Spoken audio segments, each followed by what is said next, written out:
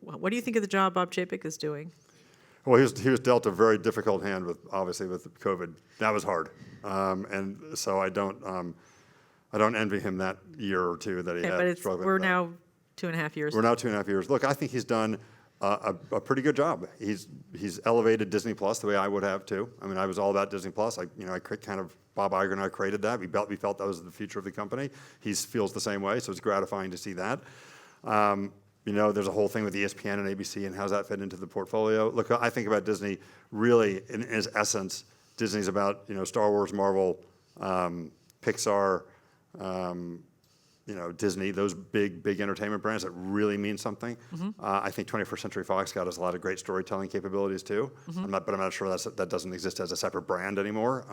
So you take the story capabilities that we pulled together, focus them on those brands, and I think if you saw Disney that was really focused that way, it would be a huge value creator. And I think as opposed to what? As opposed to still being in sports and being in ABC and all that stuff. I think just get out of TV, get out of sports. Well, TV is now streaming services. That is TV today. I would say. Right, but they still have linear TV. Yeah, I mean, I think linear TV is. It's hard to see a huge future for linear TV in entertainment programming. I don't think Quinta Brunson from Abbott Elementary would be really happy to hear you say that. But anyway. Well, look, that show could be on streaming easily and do just as well. It's just you should look at distribution forms versus what is what the content is, what is being distributed, what it needs. Entertainment doesn't need to be delivered linearly. There's no reason to have a certain show on at 9 p.m. on Sunday.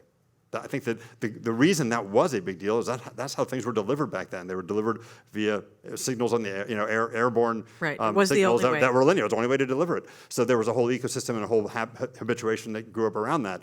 You can deliver entertainment now very easily, and the whole lead-in, lead-out argument. Audiences that watch one show have to lead that into the next. There's no better lead-in than a recommendation engine that really understands that person's preferences versus just he's watching ABC at 9, so let's get him somewhere else at 9:30. That's a very blunt force instrument. The more nuanced, better instrument is using recommendation engines to flow the audience into their next show, I think. So you're saying for sports and other things, linear is those are time-based news, things that have to be viewed in real time, totally different.